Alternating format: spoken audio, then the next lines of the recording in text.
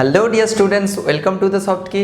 আজকের এই লেকচারে আমরা সলিড স্টেট কেমিস্ট্রির যে ক্রিস্টাল ডিফেক্ট বা কেলাসের ত্রুটি নিয়ে আলোচনা করছিলাম তারই পার্ট ওয়ানটাকে কন্টিনিউ করব। অর্থাৎ পার্ট ওয়ানে আমরা ক্রিস্টাল ডিফেক্টের ওই স্টয়চিওমেট্রিক ত্রুটি সম্বন্ধে আলোচনা করেছিলাম। এই পার্টে আমরা স্টয়চিওমেট্রিক ডিফেক্টের পরে নন স্টয়চিওমেট্রিক ডিফেক্ট রয়েছে, সেই নন স্টয়চিওমেট্রিক ডিফেক্ট সম্বন্ধে আমরা আলোচনা করব। তো পার্ট ওয়ান যদি তোমরা না দেখে থাকো তাহলে পার্ট ওয়ানটা অবশ্যই দেখে নেবে, তারপরে পার্ট টুতে আসবে। না হলে পার্ট ওয়ান যদি না দেখো তাহলে কিন্তু তোমরা বুঝতে পারবে না, ঠিক আছে? তারপরে এই পার্ট টুটা কন্টিনিউ করবে। তাহলে চলো, তাহলে শুরু করা যাক লেকচার। আচ্ছা, এরপরে আমরা আলোচনা করব ধাতব আধিক্যজনিত ত্রুটি নিয়ে। অর্থাৎ নন স্টয়চিওমেট্রিক ফার্স্ট পার্টটা হচ্ছে ধাতব আধিক্যজনিত ত্রুটি, তারপর হচ্ছে ধাতব ঘাটতিজনিত ত্রুটি। তাহলে প্রথম পার্টটা নিয়ে আলোচনা করব ধাতব আয়নের আধিক্যজনিত ত্রুটি। আচ্ছা, ধাতব আয়নের আধিক্যজনিত ত্রুটি দুভাবে আমরা ক্লাসিফাই করতে পারি। কিভাবে? একটা হচ্ছে অ্যানায়নের শূন্যতার জন্য, আর একটা হচ্ছে ইন্টারস্টিশিয়াল স্থানে ক্যাটায়নের উপস্থিতির জন্য। দেখো, আমরা এরকম তো বলতে পারি, দেখো একটু ভাবলে বুঝতে পারবে জিনিসটা, যে অ্যানায়নের শূন্যতার জন্য ক্যাটায়নের আধিক্যজনিত ত্রুটি কীভাবে হচ্ছে। যদি সাপোজ একটা ক্লাসরুমে 10 জন বয়েজ আর 10 জন গার্লস বসছে, তা 10 জন ছেলে 10 জন মেয়ে বসছে। যদি কোনো কারণে আমি যদি একটা ছেলেকে যদি বাইরে বের করে দিই, তাহলে কি হবে? ওখানে 9 জন ছেলে থাকবে আর 10 জন মেয়ে থাকবে। তাহলে ছেলে একজনকে বের করে দেওয়ার সঙ্গে সঙ্গে আমি বলতে পারি কি, যে ওখানে মেয়েদের সংখ্যা বেড়ে গেল, তাই না? অর্থাৎ ছেলেকে একজনকে বের করে দেওয়ার সঙ্গে সঙ্গে ওখানে মেয়ের সংখ্যা বেড়ে গেল। সেখানে এই কেসটাও সেরকম, যে একটা অ্যানায়নকে যদি বাইরে বের করে দেয় তাহলে মোট ক্যাটায়নের সংখ্যা বেড়ে গেল, অর্থাৎ ধাতব আয়নের সংখ্যা বেড়ে গেল। ধাতব আধিক্যজনিত ত্রুটি ঘটলো কিসের জন্য হলো? অ্যানায়নের শূন্যতার জন্য। একটা অ্যানায়নকে বের করে দেওয়ার জন্য ধাতব আয়নের সংখ্যা বেশি হলো, ঠিক আছে? তো এই ধরনের ত্রুটিটা খুব ইম্পর্টেন্ট, কারণটা তো এক্ষুনি বুঝতে পারবে। এটা একটা স্পেশাল কিছু কেস রয়েছে। তো আমি একটা রিয়েল এক্সাম্পল নিয়ে এই ধরনের ত্রুটিটা দেখাচ্ছি। আগে বলে দিই এই ধরনের ত্রুটিতে কি হয়। এই ধরনের ত্রুটিতে হচ্ছে অ্যানায়ন একটা বেরিয়ে যাবে, দিয়ে এখানে একটা শূন্যস্থান তৈরি করবে, এই শূন্যস্থান তৈরি করবে, অ্যানায়ন একটা বাইরে বেরিয়ে গেল, এখানে Na প্লাস আর Cl মাইনাস দিয়ে টোটাল আমি স্পেশালিটিসটা তৈরি করেছি। তাহলে এখানে যদি একটা Cl মাইনাস যদি বাইরে বেরিয়ে যায় তাহলে এখানে ঘাটতি তৈরি হবে। এই ঘাটতিটা কি পূর্ণ হবে? একটা ইলেকট্রন পূর্ণ হবে। এই ঘাটতিটা পূরণ করবে একটা ইলেকট্রন। এবার প্রত্যেকে ইলেকট্রন আসছে, কি ব্যাপার, Cl মাইনাস বাইরে গিয়ে কি করবে না করবে সেগুলো আমি সব পরপর করে ডিসকাস করব। তো এইটাকে একটা রিয়েল এক্সাম্পল হিসাবে ধরছি, সেটা হচ্ছে NaCl ক্লাসের ক্ষেত্রে, ঠিক আছে? তো বেসিক্যালি কি হয়, যে একটা NaCl ক্লাসকে কি করা হয়, NaCl এর এমনি বর্ণ কি সাদা। NaCl এর ক্লাসকে কি করা হয়, একটা Na বাষ্প সমৃদ্ধ অর্থাৎ Na ভেপারে NaCl এর ক্লাসকে, সাদা রঙের Na ক্লাসকে উত্তপ্ত করা হয়। উত্তপ্ত করলে কি ঘটবে দেখো। এই গ্লাসটাকে আমি একটু এই দিকে আঁকছি, দিলে জিনিসটা বুঝতে আরও সুবিধা হবে। এইগুলোতে সব রয়েছে, আমি তাড়াতাড়ি করে আঁকছি। এগুলোতে সব কি রয়েছে, Na আর Cl রয়েছে, Na রয়েছে আর Cl রয়েছে। তাড়াতাড়ি করে আঁকলাম। তাহলে এগুলোতে সব প্লাস মানে কি বলো তো? প্লাস মানে হচ্ছে Na প্লাস রয়েছে, এটা প্লাস, এটা minus plus minus plus minus minus plus minus plus, এরকম। তাহলে আমি কি করলাম, একটা এটা হচ্ছে NaCl এর কেলাস। এই জিনিসটাকে আমি এখানে বোঝাচ্ছি। NaCl এর কেলাসকে, সাদা রঙের NaCl এর কেলাসকে Na বাষ্প সহ Na ভেপারে উত্তপ্ত করা হলো। এটা হচ্ছে Na ভেপারে এটাকে উত্তপ্ত করা হচ্ছে। তখন কি হয়ে যায় বলো তো? ওই Na ভেপারে যখন ওই NaCl কেলাসকে উত্তপ্ত করা হয় তখন ওই সাদা রঙের NaCl এর কেলাসটা হলুদ রং হয়ে যায়, হলুদ বর্ণ ধারণ করে। তার কারণ কি? হ্যাঁ, তার কারণ কি, কী ধরনের ডিফেক্ট ঘটে, কী ব্যাপার স্যাপারগুলো সব আমি আস্তে আস্তে করে ডিসকাস করছি। তাহলে এই ধরনের ত্রুটিতে কি হয় বাবু? আমি এক্ষুনি বলেছি যে এই ধরনের ত্রুটিতে স্যার একটা Cl মাইনাস হচ্ছে বাইরে বেরিয়ে আসবে। এখানে মাইনাস বলতে Cl মাইনাসের কথা বলছি এখানে, ঠিক আছে? তাহলে বেরিয়ে চলে এলো, তাহলে এখানে একটা ভ্যাকেন্সি তৈরি হবে বা ঘাটতি তৈরি হবে, তাই না? তাহলে এই ঘাটতিটা পূরণ করবে কে? এই ঘাটতিটা পূরণ করবে একটা ইলেকট্রন। এই ইলেকট্রন পূরণ করবে। এই ইলেকট্রনটা আসছে কোত্থেকে? দেখো, Na ভেপার দিয়ে যখন উত্তপ্ত করা হচ্ছে, Na বাষ্প দ্বারা যখন এই কেলাসটাকে উত্তপ্ত করা হচ্ছে, তখন Na বাষ্পের মধ্যে যদি এই কেলাসটাকে রাখা হয় তাহলে এর চারিদিকে কি হবে, এনে এনে বাষ্পগুলো অর্থাৎ এনে পরমাণুগুলো এর চারিদিকে পুঞ্জীভূত হয়ে যাবে, সঞ্চিত হবে, এনে এনে এরকম করে চারিদিকে এরা সঞ্চিত হতে থাকবে, এনে এনে এনে পরমাণুগুলো। ঠিক আছে, কারণ এনে বাষ্পের মধ্যে দিয়ে তো তুমি এনে বাষ্পের মধ্যে তো তুমি এই কেলাসটাকে উত্তপ্ত করছো। তাহলে যে কোনো একটা এনে থেকে যদি একটা, ধরেই সাপোজ এই এনের ক্ষেত্রে আমি কনসিডার করছি, এই এনে থেকে যদি একটা ইলেকট্রন যদি বাইরে বেরিয়ে আসে তাহলে কি তৈরি হবে, একটা ইলেকট্রন এখান থেকে ছেড়ে বেরিয়ে আসছে, তাহলে এনএ প্লাস তৈরি হবে, তাই না? তাহলে এই এনএটা কোন এনে বলো তো, এই সোডিয়াম ভেপারের মধ্যে তো একে উত্তপ্ত করা হচ্ছে, সেই ভেপারের যে কোনো একটা এনে পরমাণু, সেখান থেকে একটা এনে বেরিয়ে এলো, দিয়ে এনএ প্লাস তৈরি হলো, ওই যে ইলেকট্রনটা বেরিয়ে এলো এনে থেকে, ওই ইলেকট্রনটা অ্যাকচুয়ালি ওই স্থানটা দখল করছে। বুঝতে পেরেছো যে এই এনে এই ইলেকট্রনটা এলো থেকে, এখান থেকে এলো এই সোডিয়াম থেকে, ঠিক আছে? তাহলে এই ইলেকট্রনটা এই জায়গায় দখল করলো। তাহলে দেখো ইলেকট্রোনিউট্রালিটির কি কোনো পরিবর্তন ঘটলো, অর্থাৎ তড়িৎ প্রশমতার কি কোনো পরিবর্তন ঘটলো? না, প্রশমতার কোনো পরিবর্তন ঘটেনি। তার কারণ কি, সিএল মাইনাস একটা নিয়ে চলে গেছে, অর্থাৎ এর একটা নেগেটিভ চার্জ ছিল, স্যার একটা নেগেটিভ চার্জের তো এখান থেকে নেগেটিভ চার্জকে নিয়ে চলে গেলেন, নেগেটিভ চার্জের ঘাটতি তৈরি হলো। হ্যাঁ, ঘাটতি তৈরি হয়েছিল, কিন্তু সেই সঙ্গে আবার একটা ইলেকট্রন যে ওইখানে স্থানটা দখল করলো, ওই ফাঁকা স্থানটা, তাহলে ইলেকট্রনেও তো একটা নেগেটিভ চার্জ, তাই না? তাহলে যদি নেগেটিভ চার্জ ওইখানে যদি দখল করে, তাহলে সিএল মাইনাস একটা চলে গেছে, তার পরিপূরক হিসাবে একটা ইলেকট্রন এসে দখল করেছে, অর্থাৎ negative charge as it is থাকলো, আগে যেরকম নেগেটিভ চার্জ ছিল এখনও সেরকম নেগেটিভ চার্জ থাকলো, অর্থাৎ তার ইলেকট্রোনিউট্রালিটি অর্থাৎ তড়িৎ প্রশমতার কোনো পরিবর্তন ঘটলো না, তাই না? তাহলে এটা একটা অ্যাসপেক্ট গেল। তাহলে এখানে কি হলো ঘটনাটা, তাহলে সিএল মাইনাস বাইরে বেরিয়ে এলো, এই সিএল মাইনাসটা কী করে জানো তো, এই যে সোডিয়াম পরমাণুগুলো রয়েছে এই সব সোডিয়াম পরমাণুর সঙ্গে যুক্ত হয়ে কি করে, নন স্টয়চিওমেট্রিক NaCl তৈরি করে। স্টয়চিওমেট্রিক নয়, ওরা নন স্টয়চিওমেট্রিক NaCl তৈরি করবে, ঠিক আছে?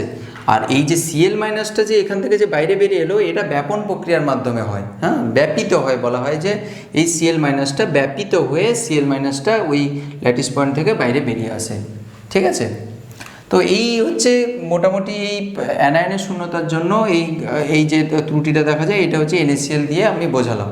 এখানে খুব গুরুত্বপূর্ণ একটা অ্যাসপেক্ট রয়েছে, সেটা হচ্ছে যে ওই যে কালারটা জেনারেট করেছিল NaCl এর যে সাদা রঙের কালারটা, ওটা কেন হলুদ হয়ে গেল, NaCl ক্লাসে যে সাদা রঙটা ওটা কেন হলুদ হয়ে গেল, এটার কারণটা আমাকে একটু জানতে হবে আমাদেরকে একটু, ঠিক আছে? তো এক্সপ্লেন করবে কিভাবে।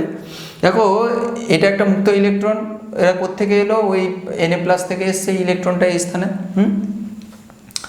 যখন এই কেলাসের ওপর দৃশ্যমান আলো পড়ে, যখন এই কেলাসের ওপর দৃশ্যমান কোনো আলো পড়ে, তখন কি হয়, এই কেলাসের যে উপস্থিত যে ইলেকট্রনটা, ওই ইলেকট্রনটা কি করে, ওই দৃশ্যমান আলো থেকে দৃশ্যমান আলো পড়ছে, ওই দৃশ্যমান আলো থেকে ওই ইলেকট্রনটা এনার্জি কালেক্ট করবে।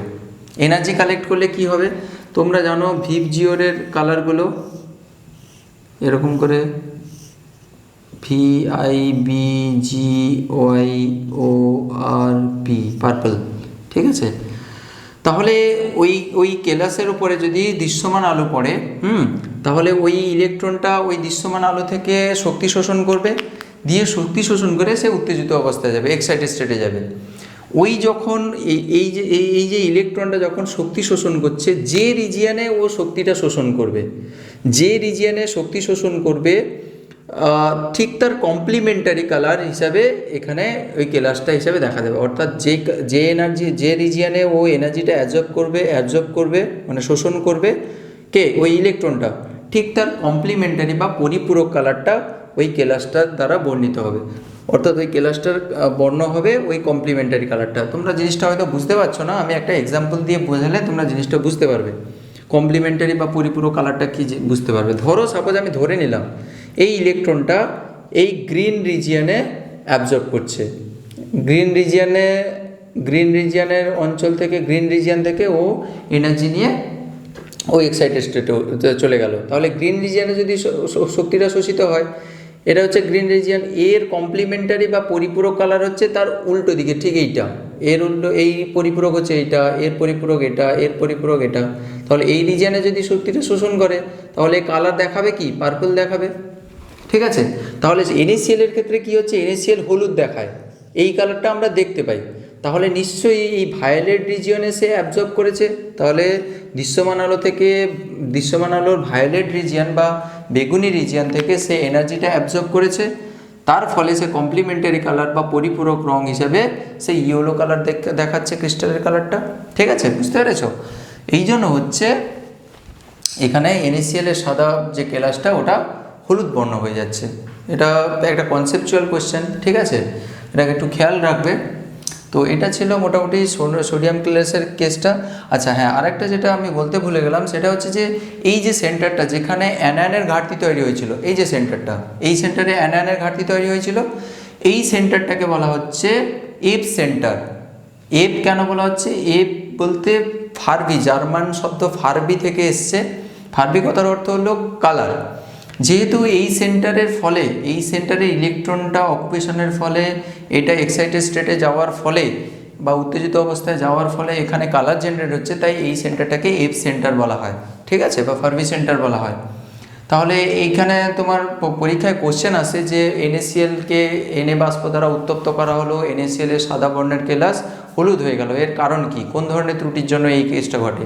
তুমি বলবে যে ওই অ্যানায়নের শূন্যতার জন্য ক্যাটায়নের আধিক্যজনিত ত্রুটির ফলে, বা যদি অপশানে যদি এফ সেন্টার ডিফেক্ট যদি থাকে তাহলে তুমি ওটাই টিক মারবে, এফ সেন্টার ডিফেক্টের জন্য এই ধরনের এই কালারটা জেনারেট হয়। তো জেনারেলি যেই সব যৌগগুলো হচ্ছে স্কটকি ডিফেক্ট দেখায়, শর্টকি ডিফেক্ট বা স্কটকি ডিফেক্ট দেখায়, তারা হচ্ছে এই ধরনের জিনিস, এই ধরনের ত্রুটিগুলো দেখায়। হ্যাঁ, যেমন হচ্ছে স্কটকি ডিফেক্ট কারা দেখায়? NaCl, KCl, LiCl, ওগুলো হচ্ছে স্কটকি ডিফেক্ট দেখায়। তো NaCl-কে তোমাকে সোডিয়াম বাষ্পের প্রেজেন্সে যখন উত্তপ্ত করবে তখন তার কালার হলুদ হয়ে যায়। KCl এর ক্ষেত্রেও সেম, KCl এর ক্লাসে যদি তুমি এক্সেস K-তে যদি KCl-কে রাখো তাহলে তার কালার বেগুনি হয়ে যায়। LiCl এর ক্ষেত্রেও সেরকম এক্সেস Li এর প্রেজেন্সে LiCl এর বর্ণটা গোলাপি হয়ে যায়। ঠিক আছে, এইগুলো শুধুমাত্র NaCl দিয়ে পরীক্ষা কোশ্চেন নাও আসতে পারে, এইটা KCl দিয়ে বলে দিতে পারে, LiCl বলতে পারে, এইগুলো খেয়াল রাখবে। LiCl এর কালার গোলাপি হয়ে যায় লিথিয়াম, এক্সেস লিথিয়ামের প্রেজেন্সে। পটাশিয়ামের প্রেজেন্সে KCl এর কেলাস বেগুনি হয়ে যায়। ঠিক আছে, সবই এফ সেন্টার ডিফেক্ট বা হচ্ছে অ্যানায়নের শূন্যতার জন্য ক্যাটায়নের আধিক্যজনিত ত্রুটির ফলে এই ধরনের কালার জেনারেট করে।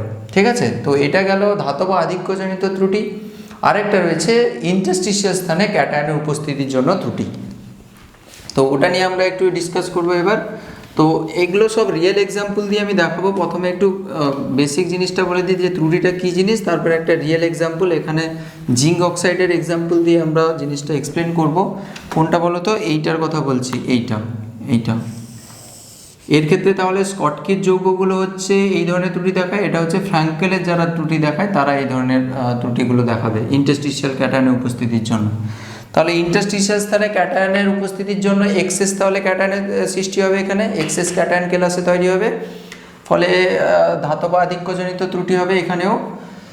আচ্ছা দেখো, একটা রিয়েল এক্সাম্পল দিচ্ছি যে কি হয় অ্যাকচুয়ালি। আচ্ছা আগে বলে দিই যে এখানে কি হয়। এখানে হচ্ছে যে কোনো একটা অ্যানায়ন এখান থেকে চলে যাবে, কোনো একটা অ্যানায়ন কি হবে এখান থেকে চলে যাবে, দিয়ে তার বদলে ওখানে ইন্টারস্টিশিয়াল স্থানে ক্যাটায়ন এবং ইলেকট্রন ওখানে প্রবেশ করবে। ইন্টারস্টিশিয়াল স্থানে প্রবেশ করবে নয়, ইন্টারস্টিশিয়াল স্থানে ক্যাটায়ন এবং ইলেকট্রন ওই সব জায়গাগুলো দখল করবে, ফলে যে ধরনের ত্রুটি হয় সেটাকে বলা হচ্ছে ইন্টারস্টিশিয়াল স্থানে ক্যাটায়নের উপস্থিতির জন্য ত্রুটি। একটা রিয়েল এক্সাম্পল দিলে, আমি জানি হয়তো তোমরা জিনিসটা বুঝতে পারছো না এখন, একটা রিয়েল এক্সাম্পল দিলে তোমরা জিনিসটা বুঝতে পারবে। আমরা জিঙ্ক অক্সাইড দিয়ে কনসিডার করব, জিঙ্ক অক্সাইড ZnO। তাহলে ZnOর ক্লাসটা আমি এইভাবে আঁকছি, গোল গোল করে, গোল গোল।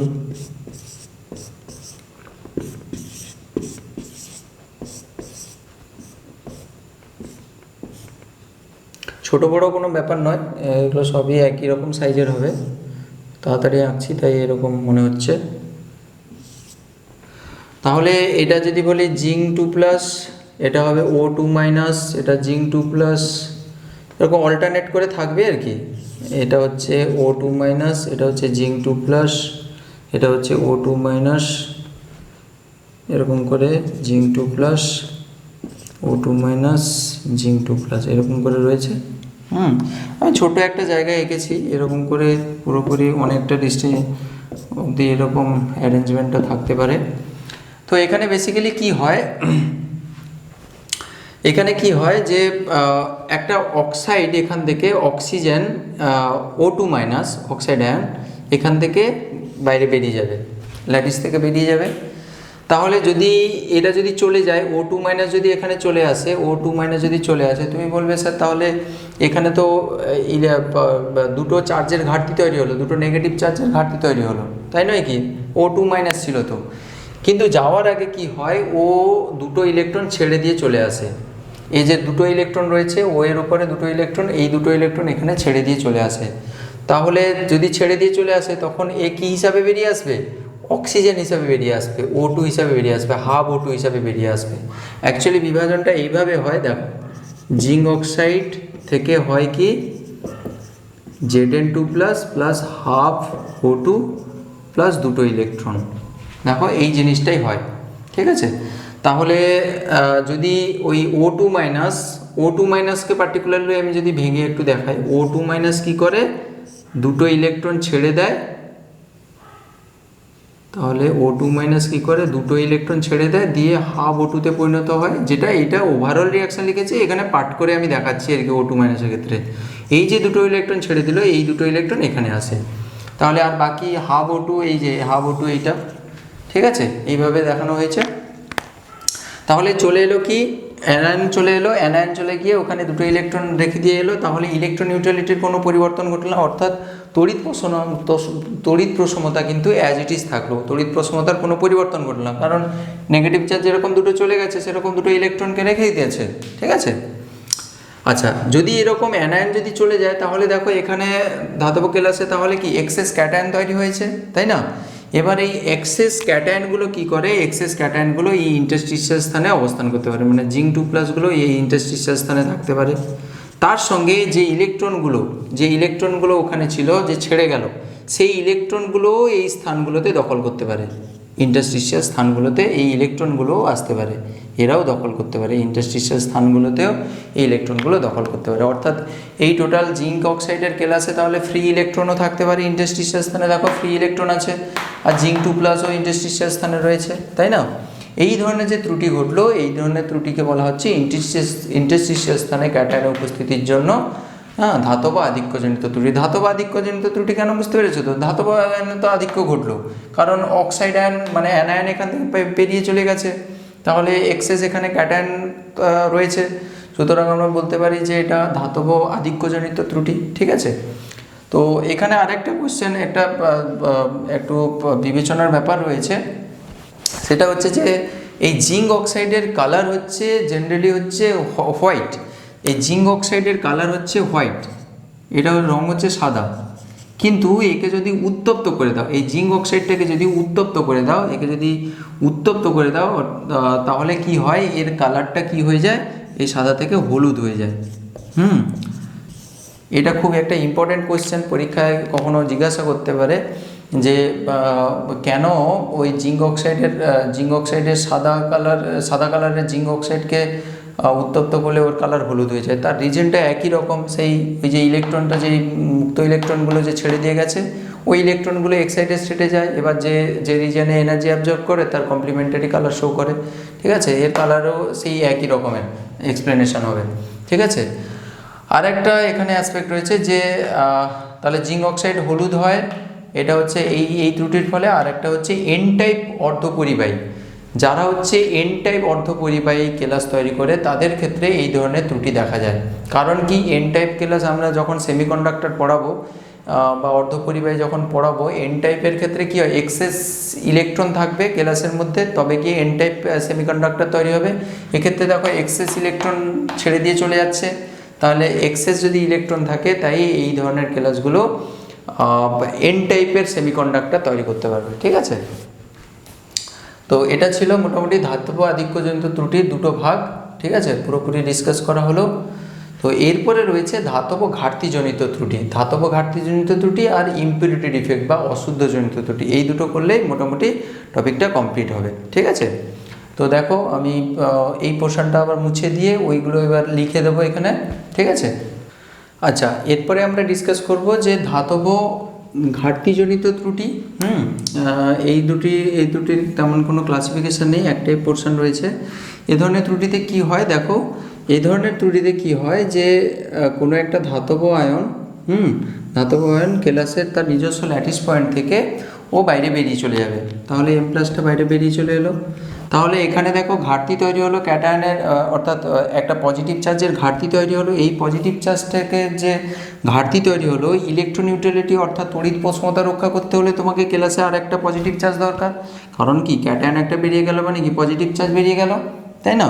তাহলে ওই পজিটিভ চার্জটা যদি আমি ক্লাসে যদি রিমেন সেম রাখতে চাই, তাহলে যে কোনো একটা ক্যাটায়নকে তাকে তার উচ্চ জারণ স্তরে পৌঁছতে হবে। অর্থাৎ এখানে যেহেতু প্লাস চার্জের একটা ঘাটতি তৈরি হয়েছে, তাহলে এই এম প্লাসটা যদি M2 প্লাসে যদি পরিণত হয়ে যায়, সে যদি হায়ার অক্সিডেশন স্টেটে যদি চলে যায়, তাহলে ইলেকট্রন বর্জন করে, তাহলে কি হয়ে যাবে, এখানকার যে পজিটিভ চার্জের ঘাটতিটা পূরণ করতে পারে। অর্থাৎ এক্ষেত্রে তাহলে এম প্লাস আর থাকবে না, এটা কি হয়ে যাবে, M2 প্লাস হয়ে যাবে।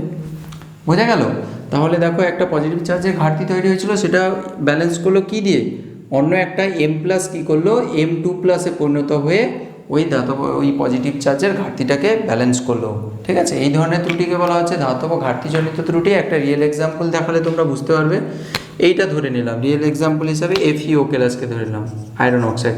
আচ্ছা, একটা জিনিস তোমরা খেয়াল করে দেখেছো কি, তাহলে এই ধরনের কেলাস যারা তৈরি করবে, সেক্ষেত্রে মেটালটা মানে ধাতুটা যেন উচ্চ জারণ স্তর প্রদর্শন করতে পারে, এরকম ধাতুকে তোমাকে রাখতে হবে। না হলে M2 প্লাস যদি উচ্চ জারণ স্তর যদি না দেখাতে পারে, এমন ধাতু নিলাম সে উচ্চ জারণ স্তর দেখাতে পারে না, তাহলে সে M2 প্লাসে যাবে কি করে, M2 প্লাস 3 প্লাস 4 প্লাসে যাবে কি করে?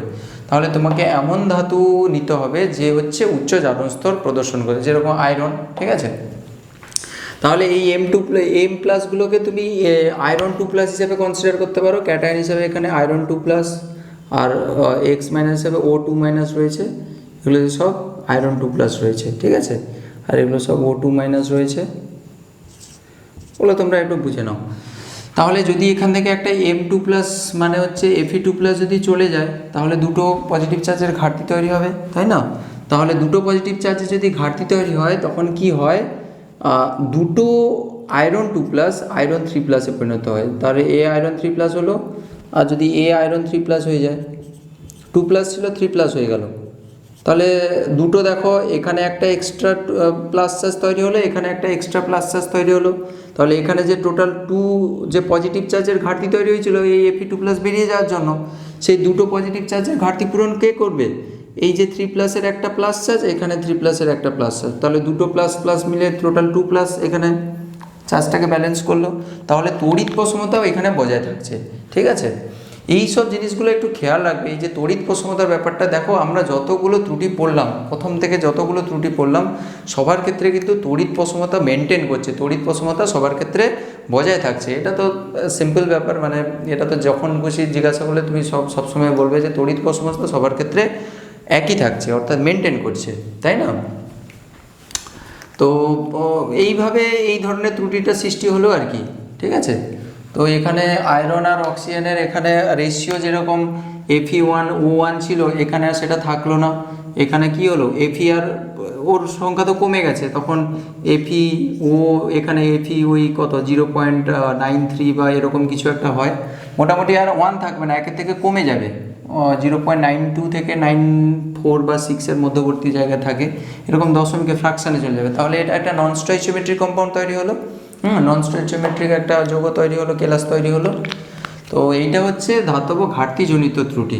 ঠিক আছে, তো এরপরে আমরা যেটা পড়বো সেটা হচ্ছে যে অশুদ্ধজনিত ত্রুটি বা হচ্ছে ইম্পিউরিটি ডিফেক্ট। ঠিক আছে, এবার দেখো ইম্পিউরিটি ডিফেক্টের সম্বন্ধে আলোচনা করব। আচ্ছা, এরপরে লাস্ট পার্টটা রয়েছে, সেটা হচ্ছে অশুদ্ধজনিত ত্রুটি বা হচ্ছে ইম্পিউরিটি ডিফেক্ট। ইম্পিউরিটি ডিফেক্ট বা অশুদ্ধজনিত ত্রুটি হচ্ছে দু প্রকারের, একটা হচ্ছে প্রতিস্থাপক অশুদ্ধি, যাকে ইংরেজিতে বলা হচ্ছে সাবস্টিটিউশনাল ইম্পিউরিটি, আর একটা হচ্ছে ইন্টারস্টিশিয়াল অশুদ্ধি বা হচ্ছে ইন্টারস্টিশিয়াল ইম্পিউরিটি। ঠিক আছে, তো অশুদ্ধিজনিত ত্রুটি বা ইম্পিউরিটি ডিফেক্ট জিনিসটা কি একটু বলে দিই। ইম্পিউরিটি ডিফেক্ট বা হচ্ছে অশুদ্ধজনিত ত্রুটি, আগেও একটু বলেছিলাম, হালকা হিন্ট দিয়েছিলাম যে যদি কেলাসে যদি কেলাস গঠনকারী কণা রয়েছে, কেলাস গঠনকারী কণা দিয়ে টোটাল কেলাসটা তৈরি হয়েছে, যদি বাইরে থেকে কোনো এক্সটার্নাল সাবস্টেন্সকে নিয়ে এসে খুব ক্ষুদ্র পরিমাণে কোনো এক্সটার্নাল সাবস্টেন্সকে নিয়ে এসে যদি কেলাসের মধ্যে তুমি পুট করো, ঠিক আছে, কেলাসের মধ্যে যদি ওকে ঢোকাও বা ওর মধ্যে প্রবেশ করাও, তাহলে যে ধরনের ত্রুটি সৃষ্টি হবে তাকে বলা হচ্ছে ইম্পিউরিটি ডিফেক্ট বা হচ্ছে অশুদ্ধজনিত ত্রুটি। ঠিক আছে, এটা দু প্রকারের হতে পারে। কিভাবে হতে পারে দেখো, বাইরের থেকে যে সাবস্টেন্সটাকে নিয়ে এসছো, হ্যাঁ আরেকটা যেটা কথা বলতে ভুলে গেলাম, যে ওই বাইরের থেকে যে সাবস্টেন্সটা নিয়ে এসে ওই কেলাসের মধ্যে পুট করছো, অর্থাৎ কেলাসের মধ্যে প্রবেশ করাচ্ছ, এই যে কেলাসের মধ্যে যে ওই বাইরের পদার্থ নিয়ে এসে যে প্রবেশ করানোর যে প্রক্রিয়াটা, একে বলা হচ্ছে ডোপিং। হ্যাঁ, ডোপিং করা বলা হয় একে। তাহলে তুমি ডোপ করছো এই এক্সটার্নাল সাবস্টেন্সকে নিয়ে এসে, দুটো প্রকারের ডোপিং করা যেতে পারে। একটা হচ্ছে এই রকমভাবে তুমি ডোপ করতে পারো, যে স্যার এইভাবে ল্যাটিসটা রয়েছে, এইভাবে ল্যাটিসটা রয়েছে, স্পেস ল্যাটিসটা এইভাবে রয়েছে।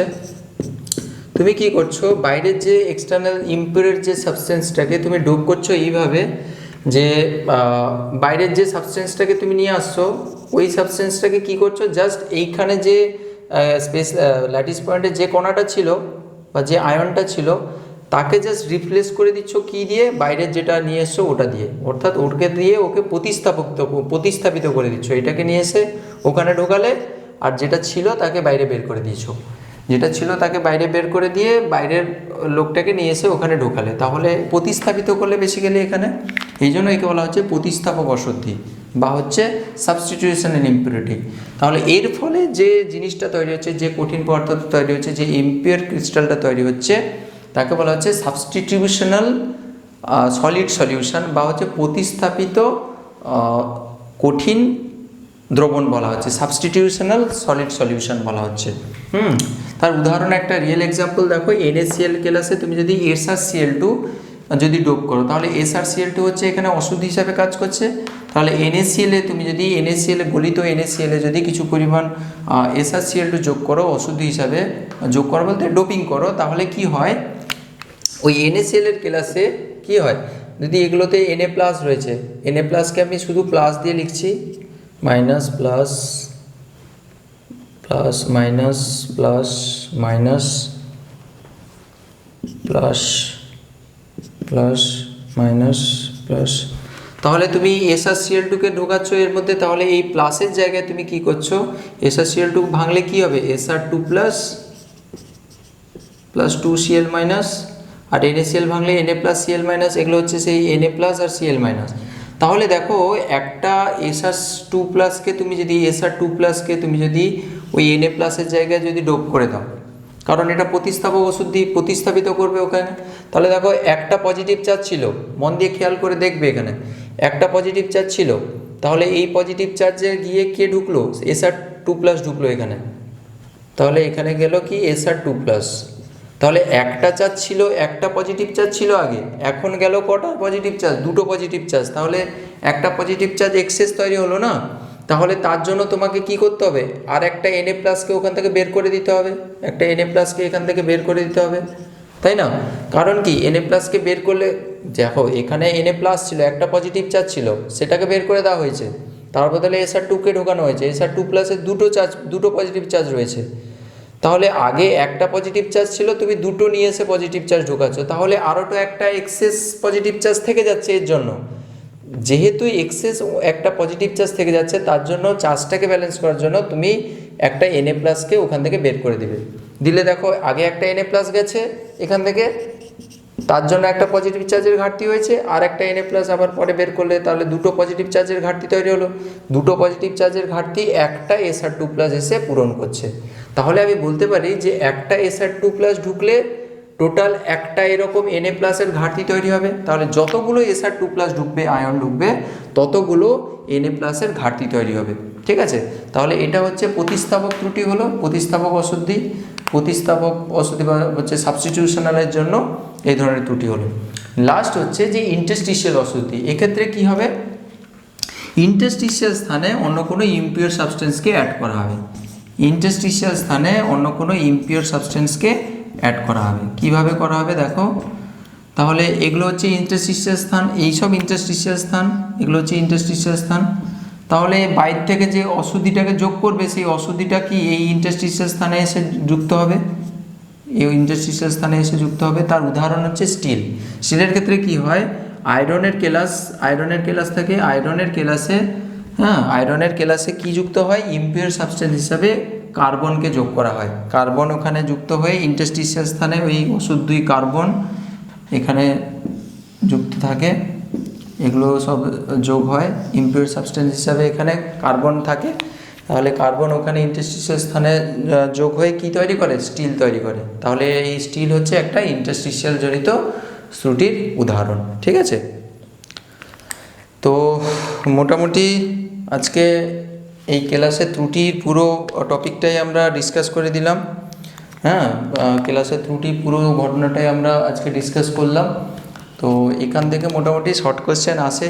আর লেন্দি লেকচারগুলো একটু লেন্দি হয়ে গেল, বাট আখেরে তোমাদের একটু সময় দিয়ে দেখবে, আখেরে তোমাদেরই লাভ হবে। কারণ আমি যতটা ইলাবোরেট করব, যতটা বুঝিয়ে তোমাদের পড়াবো, তত একটু বেশি টাইম লাগবে। ঠিক আছে, একবার তো 10 মিনিট হয়তো এক্সট্রা লাগছে, কি আছে, এমনিতে তো গেম খেলাধুলা, মুভি দেখা, হোয়াটসঅ্যাপ করা, চ্যাটিং করা, ফেসবুক করার জন্য তো অনেক টাইম লস করো। তো এখানে একটা ভালো কাজের জন্য একটু 10 মিনিট না হলে টাইম দিয়ে একটু দেখবে একটু। ঠিক আছে, একটু টাইম দিয়ে দেখবে। আমি অ্যাকচুয়ালি ভালো করে বোঝানোর জন্য একটু টাইম চলে গেল, না হলে যদি আমি শর্টকাটে বলতাম তাহলে আরও কম লাগতো টাইম। ঠিক আছে, বুঝিয়ে পড়ানোর জন্য বুঝতে পারছো একটু টাইম লেগে গেল। তো একটু সময় দিয়ে দেখবে, সব জিনিসগুলো থরো হয়ে যাবে। তো এগুলো পড়ে ফেলার পরে তোমরা কোশ্চেন ব্যাংক যদি কাছে থাকে, তো কোশ্চেন ব্যাংক বা প্রিভিয়াস ইয়ারের যদি কোশ্চেন থাকে এই রিলেটেড, বা তোমাদের যে বই পড়ছো ওই বইয়ের শেষে যে এক্সারসাইজগুলো রয়েছে, অনুশীলনী এই ডিফেক্ট রিলেটেড যে এক্সারসাইজগুলো রয়েছে, ওইগুলো তোমরা একটু করে ফেলবে। দিলে তোমরা এই জিনিসটা পুরো ক্লিয়ার হয়ে যাবে। আর যেটা বলেছিলাম প্রথমে, যে ছকটা যেটা করে দিয়েছিলাম, ওইটা শর্ট নোট হিসাবে রাখবে। ঠিক আছে, ওইটা শর্ট নোট হিসাবে রাখলে কি হবে, ও পরীক্ষার সময় তুমি তো আর পুরো বই পড়তে পারবে না। এখানে অনেক জটিলভাবে লেখা আছে বইতে, জটিলভাবে নয় অ্যাকচুয়ালি, অনেক লেন্দিভাবে লেখা আছে, বুঝিয়ে বলেছে। তো জিনিসটা বুঝে নিয়ে এরকম শর্ট নোটটাই তুমি খাতার মধ্যে রাখবে। ঠিক আছে, ছোট ছোট করে লিখে সব পাশে, দরকার হলে এই ডায়াগ্রামগুলো সব, এই যে ছবিগুলো সব পাশাপাশি সব রেখে সুন্দর করে একটা শর্ট নোট বানিয়ে নেবে। দিলে জিনিসটা কি হবে, একটা পেজে পুরোপুরি জিনিসটা থাকলো। ঠিক আছে, তোমার পড়তেও সুবিধা হবে, একটা জায়গার মধ্যে থাকবে। ঠিক আছে, দিলে আর কোনো একটাও কোশ্চেন বাইরে যাবে না। যা পড়িয়ে দিয়েছি এখানে মোর দ্যান সাফিসিয়েন্ট। ঠিক আছে, এর বাইরে কিছু কোশ্চেন আসবে না। জাস্ট তোমরা কোশ্চেন অ্যান্সার প্র্যাকটিস করো, দিলেই হবে। ঠিক আছে, থিওরি মোটামুটি এতেই কভার হয়ে গেছে। ঠিক আছে, চলো তাহলে নেক্সট লেকচারে তাহলে দেখা হচ্ছে। ওকে, চলো, বাই, সবাই ভালো থাকবে।